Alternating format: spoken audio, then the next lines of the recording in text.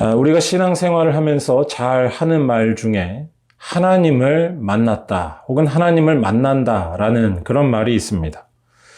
기도 중에 하나님을 만났다라고 말한다든지 또는 꿈에 예수님이 나왔다라고 한다든지 등등의 이야기를 잘 합니다. 이러한 말들은 그만큼 신앙생활에 있어서 열정이나 또는 경험이 많다라는 차원에서 아주 긍정적인 그런 말이라고 할 수도 있습니다. 그런데 사실 잘 생각해 보면 하나님을 만났다라고 하는 이 말은 쉽게 하기는 참 어려운 말입니다. 제가 이렇게 말씀드릴 수 있는 이유는 정말로 하나님을 만났거나 또는 진정으로 예수를 체험했다면 우리 인간의 입장에서 할 수 있는 말은 별로 없기 때문입니다. 하나님을 만난 사람이 보일 수 있는 가장 정확한 첫 번째 반응은 유구무원이고 또한 두려움을 갖는 것이다 라는 사실입니다. 하나님을 만나면 즐겁고 기쁘기만 할 것 같은데 사실은 두렵다라고 하는 이 말이 이상하게 느껴지실 수도 있습니다. 하지만 여러분, 그렇지 않습니다. 하나님을 만난다는 것은 세상에서 가장 낯설고 세상에서 가장 익숙하지 않은 일을 경험하는 것과 같기 때문입니다. 예를 들어서 지금으로부터 약 120년 전 우리나라에 새로운 문물들이 막 쏟아져 들어왔을 때 당시 사람들이 보였던 대부분의 반응은 두려움이었습니다. 사진기를 보고 겁을 먹고 전화기나 자동차를 보고서 놀랐던 것이 당시 사람들의 모습이었습니다. 지금 생각하면 말이 안 되는 일입니다. 하지만 당시 사람들은 그럴 수밖에 없었습니다. 낯설고 익숙하지 않은 한 번도 경험해 보지 못한 일을 경험한 것이기 때문입니다. 그리고 이러한 경험 중에서 가장 최고는 바로 하나님 경험이라는 것입니다. 하나님은 인간의 모든 지혜와 상식, 경험을 뛰어넘어서 살아 역사하시는 분이기 때문입니다. 하나님을 만난다는 것은 아무도 경험하지 못했던 역사의 끝을 경험하는 것과 같습니다. 하나님을 만난다는 것은 생명의 비밀을 알게 되는 것이고 생명의 완성을 들여다보는 것과 같다는 것입니다. 여러분, 그러한 사실이 여러분 앞에 힐끔 나타났을 때 과연 여러분들은 다 이해할 수 있을까요? 이것은 마치 초등학생이 지금 자신이 알고 있는 수학 지식으로는 전혀 이해할 수 없는 대학교 수학을 눈앞에서 보는 것과 비슷하다고 말할 수 있습니다. 분명히 안 풀리는 문제인데 그 문제가 풀리는 것을 경험하는 것입니다. 그래서 그와 같은 하나님을 정말로 만나고 경험한다면 입이 다물어지고 두려워할 수밖에 없다는 이야기입니다. 그것이 정상입니다. 아니면 반대의 반응을 보일 수 있기도 합니다. 아예 믿지 않아 버리고 부인하는 것입니다. 그것이 지금의 자기 경험과 지식에서 받아들일 수 있는 편안한 것이기 때문입니다.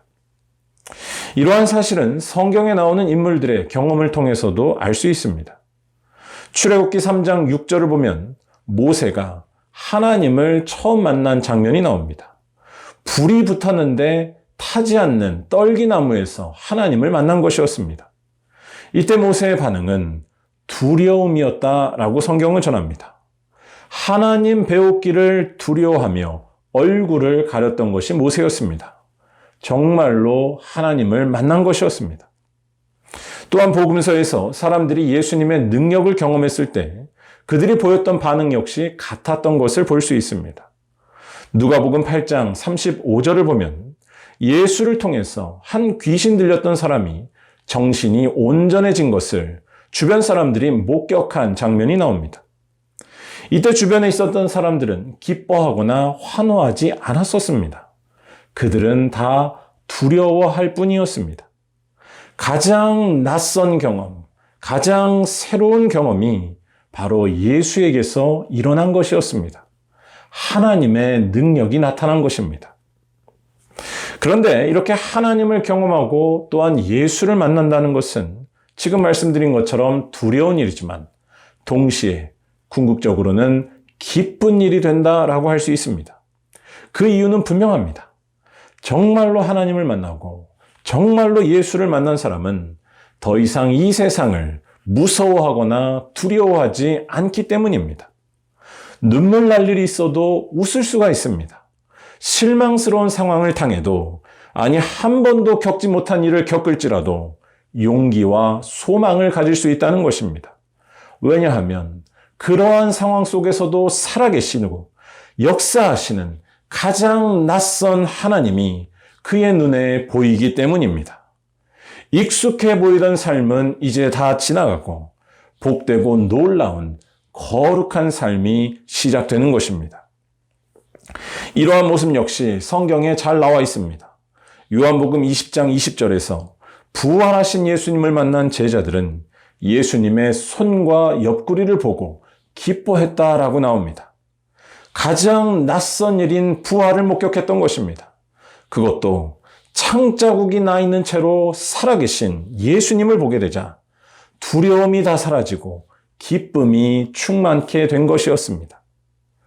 다시 말해, 하나님을 경험하는 것은 가장 낯설고 경험하지 못한 그런 일이어서 우리들에게 두려운 일이 되지만 동시에 복된 일이 된다는 것입니다. 거기에서 우리들은 새로운 세계로 들어갈 수 있기 때문입니다. 바로 하나님의 능력이 다스리는 세계입니다. 그리고 이 세계는 예수를 통해서만 들어갈 수 있다는 것이 우리 기독교의 영원한 고백입니다. 예수가 바로 그렇게 가장 낯설고 두려우신 하나님을 우리들에게 완전하게 나타내 주신 분이기 때문입니다. 제가 이런 말씀을 드리는 이유는 오늘 말씀에 나오는 이야기도 이와 같기 때문입니다. 오늘 말씀에서 예수님은 헤롯에게 핍박당하시고 죽음을 당하실 비참한 운명으로 나오고 있습니다. 그런데 오늘 말씀은 이 예수가 오히려 완전하여지는 분이라고 말하고 있다는 것입니다.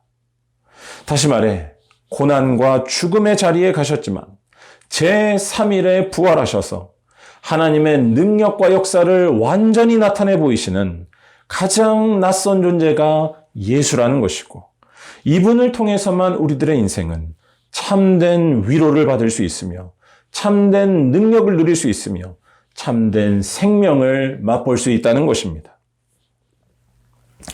오늘 말씀은 어떤 바리새인들이 예수님께 찾아오는 것으로 시작이 됩니다.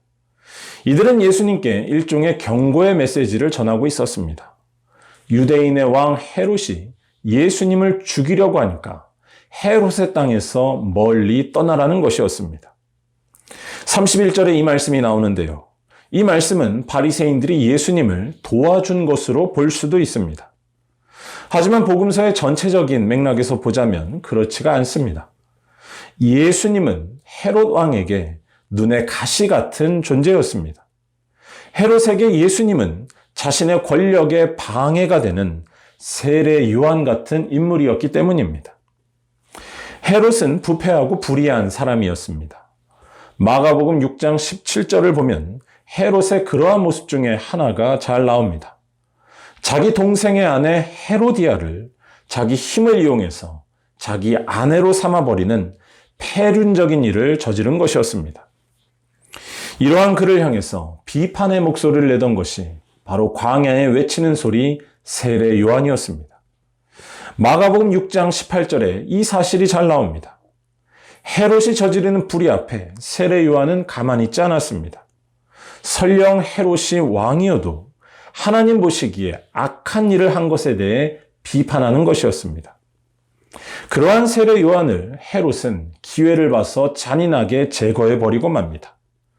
자신의 절대적인 권력을 이용해서 더 이상 자기에 대해 뭐라고 하는 사람이 없도록 한 것이었습니다.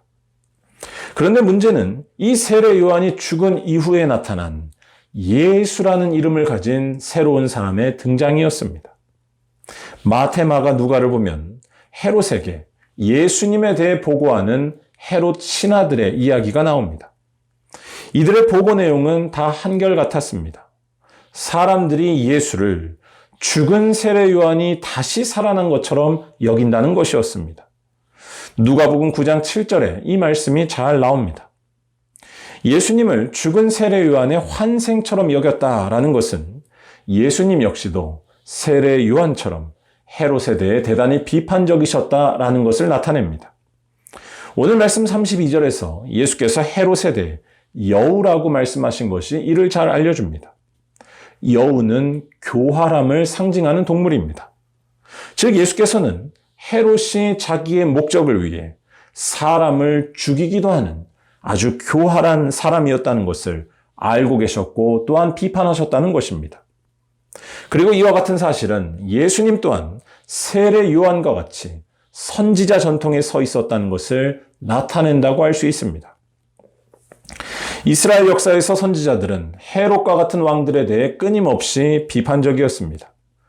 그 이유는 왕들이 자기가 가진 권력을 이용해서 하나님이 진정한 왕이라는 그 사실을 무시하고 자기만을 위해 살아가려 할 때가 많았기 때문입니다. 그래서 항상 왕과 싸우면서 하나님만이 참된 왕이 되시고 참된 생명이 되신다는 사실을 목숨 걸고 알리던 것이 바로 선지자들이었습니다. 세례 요한 또한 그러한 선지자 전통에 서 있던 사람이었는데 예수님 역시도 그러했다는 것입니다. 오늘 말씀 33절에서 예수님께서 스스로 자신을 선지자라고 부르신 것이 이를 잘 말해줍니다. 그리고 이러한 예수님에 대해 헤롯은 당연히 불만을 가졌던 것입니다. 그것도 예수님은 점점 사람들에게 많은 인기를 얻고 있었기 때문에 예수가 당연히 마음에 들지 않을 수밖에 없었습니다. 이 예수가 언젠가 사람들을 이끌고 혁명이라도 일으키면 큰일이 날 것으로 본 것이었습니다. 그래서 그는 예수님께 일종의 협박 메시지를 보낸 것이었습니다. 조용히 떠나라고 협박하면서 그렇지 않으면 죽여버리겠다고 한 것이었습니다. 그런데 여기에서 잘 생각해 볼 것이 있습니다. 헤롯이 예수에 대해서 불만을 가지고 위협으로 느꼈던 근본적인 이유는 무엇일까요? 앞서 말씀드린 대로 이것은 1차적으로는 예수께서 세례 요한처럼 사회 비판적인 선지자 전통에 서 있기 때문이라고 말할 수 있습니다. 하지만 헤롯이 예수님에 대해 불만을 가지게 되는 근본적인 이유는 그런 것과 차원이 다르다고 할 수 있습니다. 예수님은 사실 헤롯의 염려처럼 혁명을 주장하신 분이 아니었습니다. 예수님께서 하신 일은 혁명 이상이었습니다. 예수님은 실제로 어떤 정치적인 행동을 하신 적이 없었습니다. 예수님이 사람들의 인기를 얻으신 것은 맞지만 그렇다고 해서 예수님이 이것을 발판으로 무언가를 하신 적은 없었습니다. 예수님의 정체성은 세례 요한처럼 세상에 대해 비판적인 목소리를 내시는 것이 다가 아니었습니다. 아니, 예수님은 정치적인 일을 하나도 하지 않으셨는데도 정치 이상의 강한 힘을 가지셨으며 그것이 헤롯을 두렵게 한 근본적인 원인이라는 말씀입니다. 헤롯과 같은 세상이 예수님에 대해 두려워할 수밖에 없는 근본적인 이유는 예수님이 누구신지에 대한 고백 때문이라는 것입니다. 바로 예수가 우리의 그리스도라는 것입니다. 강력한 힘을 가진 헤롯이나 로마 황제가 그리스도가 아니라 무력하고 힘없는 예수가 그리스도가 되시고 그가 바로 우리들에게 참된 안전을 주시며 참된 위로와 평안을 주시는 메시아가 되신다는 말씀입니다. 오늘 말씀이 그 사실을 말하는 본문입니다. 오늘 말씀을 다시 잘 보시기 바랍니다. 일단 헤롯의 이 위협 앞에 예수께서 보여주시는 반응은 뜻밖입니다. 예수께서는 헤롯의 위협을 두려워하지 않으십니다. 오히려 예수께서는 자기 갈 길을 가겠노라고 선언하십니다. 여기서 예수께서 말씀하신 자기 갈 길은 그의 죽음을 의미했습니다. 33절에서 선지자가 예루살렘 밖에서 죽는 법이 없느니라 라는 말씀이 이 사실을 말해줍니다. 예수님의 이 모습은 누가 보더라도 무모하고 어리석어 보입니다. 정말로 똑똑하고 현명한 정치인이라면 혹은 정말로 지혜로운 혁명가라면 예수님처럼 행동하거나 말하지 않았을 것입니다. 훗날을 도모하면서 일단은 피신하는 것이, 그래서 목숨을 보존하는 것이 이 땅을 위한 길이고 또한 대의를 위한 것이라고 말했을 것입니다. 그런데 예수께서는 그렇게 하지 않고 계신다는 것입니다. 헤롯이 오면 죽이겠다라고 하고 있는데 거기에 뛰어들고 계신 것이었습니다. 그가 예루살렘에 가게 되면 어떤 일을 당하게 되실지는 뻔하다고 할 수 있습니다. 고난과 외로움과 아픔입니다. 실제 예수께서는 예루살렘에 가신 후 모든 사람들에게 배척을 받으시고 아픔을 당하셨습니다. 예수를 좋아하며 따라왔던 사람들은 무력해 보이는 예수에게 한순간에 실망해버렸고 그래서 순식간에 예수를 배신해버렸습니다. 예수를 위협으로 간주했었던 예루살렘의 종교 지도자들과 또한 헤롯을 비롯한 정치 권력들은 간교한 계략으로 끝내 예수님을 십자가에 매달아 버리고 말았습니다. 예수를 처형한 것이었습니다. 이렇게 처형당하신 예수님에게 무슨 희망이나 소망을 찾을 수 있을까요? 예수님은 세상에서 볼 때 실패한 사람처럼 보입니다. 하지만 이렇게 실패해 보인 예수가 우리를 완전히 위로하실 수 있는 분이고 우리를 완전히 도와주실 수 있는 분이라는 말씀입니다. 우리 예수쟁이들은 이 사실을 똑똑히 알아가는 사람들입니다.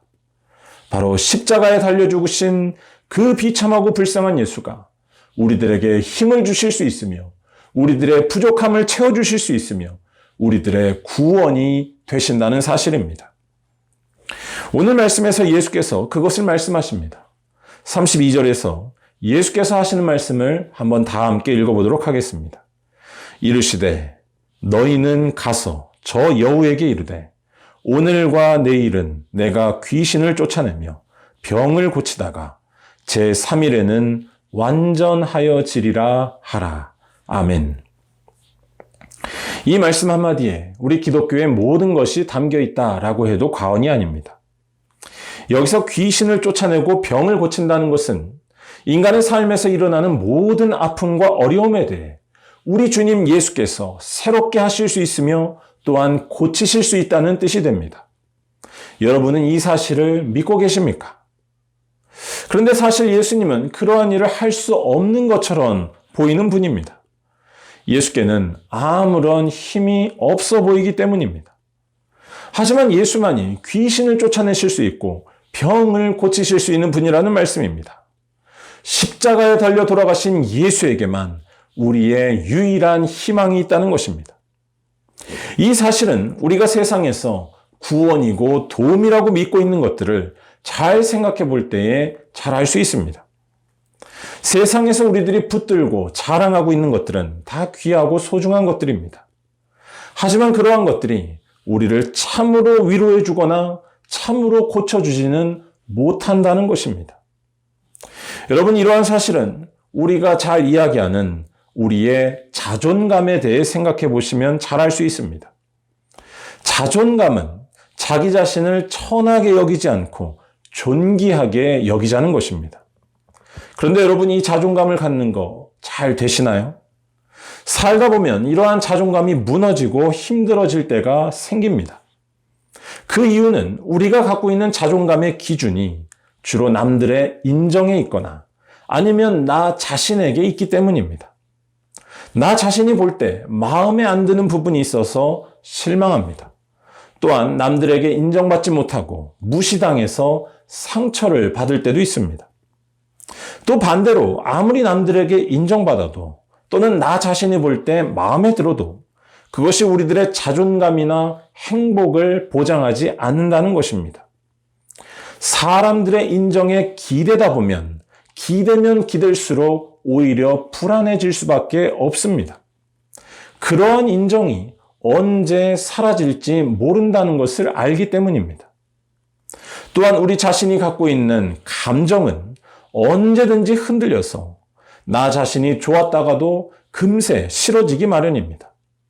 다 부분적으로만 우리를 존귀하게 하고 우리를 위로할 수 있는 것들입니다. 하지만 예수를 만난 사람은 다르다는 것입니다. 예수를 정말로 만난 사람은 흔들리지 않는 자존감을 갖고 살아갈 수 있습니다. 제가 드리는 이 말은 지나친 자기 사랑을 하게 된다거나 지나친 자기 집착을 하게 된다는 그런 말이 아닙니다. 제 말은 예수를 만나면 자존감의 기준이 바뀐다는 것입니다. 나 자신이 기준이 되는 것도 아니고 남들의 인정이 기준이 되는 것도 아닙니다. 하나님이 기준이 되는 것입니다. 바로 예수를 만나면 자기 자신이 하나님이 기뻐하시는 존재라는 놀라운 사실에 직면할 수밖에 없다는 것입니다. 겉으로 드러난 모습 때문에 존귀한 것이 아니라 내 생각 때문에 존귀한 것이 아니라 하나님 안에서 발견한 나 자신의 진짜 모습 때문에 자존감을 잃지 않을 수 있다는 말씀입니다. 자기가 미워도 또 세상에서 무시당해도 자기의 삶을 불행하게 여기지 않고 희망을 가질 수 있는 것입니다. 오늘 말씀이 말하는 바도 마찬가지입니다. 예수만이 우리의 삶을 괴롭히는 모든 귀신을 쫓아내실 수 있고 우리의 삶을 아프게 하는 모든 병을 고치실 수 있다는 것입니다. 이 말은 예수만이 우리 삶의 참 평안과 안식을, 참된 생명을 누리게 한다는 것입니다. 그 이유는 분명합니다. 방금 읽었던 32절에 그 대답이 나옵니다. 예수께서는 제3일에 완전하여지실 것이기 때문이라는 것입니다. 여기서 완전하여진다는 것은 앞에서 말하던 병을 고치는 것과 또한 귀신을 쫓아내시는 것과 연결이 됩니다. 병을 고치는 일을 완전하게 하시고 귀신을 쫓아내는 일을 완전하게 하신다는 것입니다. 바로 예수께서는 죽음을 당하셨지만 그 죽음을 이기시고 부활하셔서 이 모든 일을 완전하게 이루신다는 것입니다. 병이 더 이상 다스리지 못하는 놀라운 몸을 예수께서 보이신 줄로 믿습니다. 또한 세상의 귀신이나 죄의 권세가 다스리지 못하는 거룩한 생명을 예수께서 나타내 보이신 줄로 믿습니다. 바로 놀라우신 하나님의 생명이 십자가에 달리신 예수님에게서 나타났다는 것입니다. 제가 맨 처음에 설명드린 하나님 경험에 대한 말씀으로 하자면 가장 낯선 일을, 가장 새로운 일을 예수에게서 본 것입니다. 십자가는 저주와 절망의 자리입니다. 그런데 그곳에서도 살아계신 하나님이 바로 예수에게서 나타나셨다는 것입니다. 또한 헤롯과 같은 권력이나 우리 인간의 삶을 강력하게 다스리는 귀신의 세력을 아무도 이길 수 없지만 이 모든 것들을 이겨내시는 능력이 바로 예수에게서 나타났다는 것입니다. 예수께서는 헤롯에 의해 비참하게 죽으셨지만 3일 만에 다시 살아나셨기 때문입니다. 불행해 보이는 삶으로 떨어지셨지만 육체가 연약해져서 숨이 끊어졌지만 그 모든 것을 극복한 새로운 생명이 나타난 것입니다.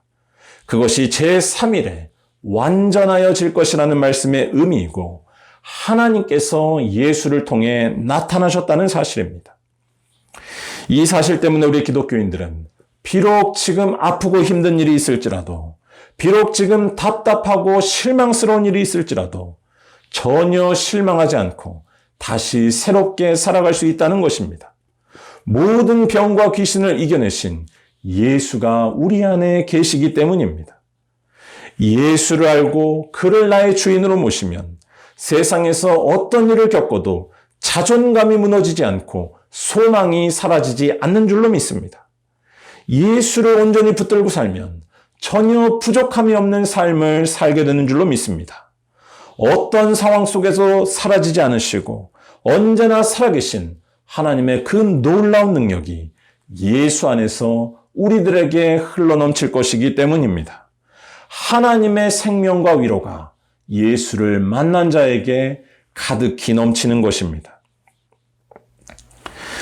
전 세계 그리스도인들이 사랑하는 찬송가 중에 찬송가 369장 죄짐 맡은 우리 구주라는 찬양이 있습니다. 이 찬양은 우리도 다 익숙히 알고 또 좋아하는 찬양인데 멜로디도 참 은혜롭지만 무엇보다 가사가 참 은혜로운 그런 찬양입니다. 죄짐 맡은 우리 구주 어찌 좋은 친구인지 라고 하면서 가사가 시작됩니다. 그런데 이 가사가 나오게 된 데에는 놀라운 사연이 있다고 합니다. 이 찬양 가사를 작사한 분은 아일랜드 출신의 조셉 스크리븐이라는 분이었습니다. 이 스크리븐은 교사 생활을 하다가 예수를 영접했고 이후에 열심히 신앙생활을 했다고 합니다. 그런데 그런 그에게 아주 안타깝고 절망적인 일이 연달아 일어났었다고 합니다. 1843년 결혼식을 앞두고 있었는데 결혼식 바로 전날에 그의 약혼녀가 자신을 만나러 오다가 그만 강으로 떨어져 익사한 것이었습니다. 강 저편에서 약혼녀의 죽음을 바라볼 수밖에 없었던 이 스크리브는 큰 충격에 빠져 일상생활을 하기조차 힘들었다고 합니다. 이후 그는 과거를 잊고서 새로운 삶을 시작하고자 캐나다로 떠났다고 합니다. 캐나다로 가서 자리를 잡고 한 10년이 흐른 뒤에 그는 또 다른 사람과 결혼을 약속하게 됐다고 합니다. 그런데 그는 또다시 연인을 잃는 비극을 경험합니다. 결혼을 앞두고 자신의 약혼녀가 폐렴에 걸려서 그만 4개월 만에 죽고만 것이었습니다. 약혼녀를 둘이나 잃은 스크리브는 대단히 큰 충격에 휩싸일 수밖에 없었습니다. 그런데 그에게 슬픈 소식이 또다시 찾아옵니다. 고향에 홀로 계신 그의 어머니가 위독하다는 소식이었습니다. 멀리 떨어져 있어서 어머니 곁에 바로 갈 수 없었던 스크리브는 큰 충격과 슬픔에 빠졌는데 그때 그는 하나님 앞에 기도했다고 합니다. 도저히 참을 수 없는 외로움과 아픔 속에서 하나님의 도우심과 위로를 구한 것이었습니다. 그러자 그에게 놀라운 일이 일어났다고 합니다. 말로 형언할 수 없는 평안함이 그의 마음속에 쏟아져 내린 것이었습니다.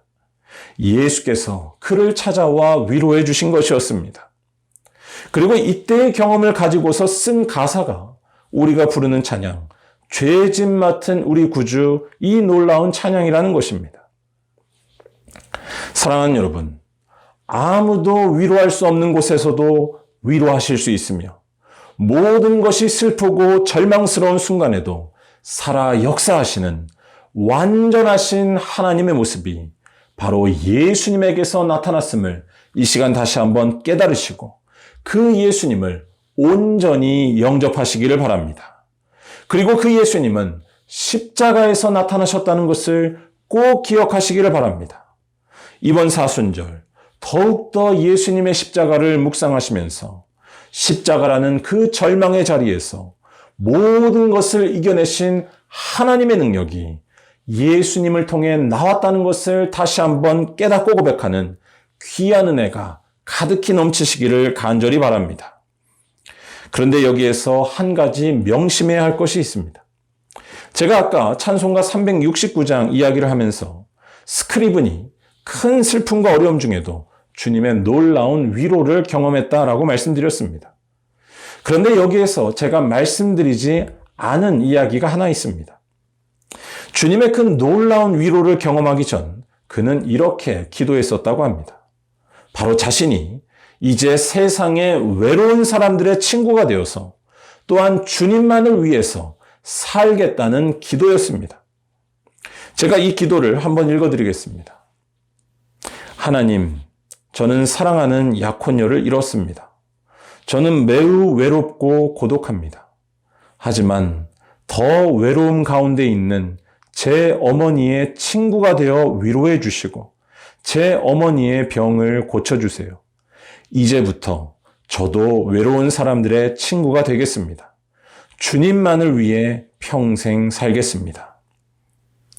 주님만을 위해 살겠다는 고백을 한 이 스크리븐에게 주님께서는 찾아오셨습니다.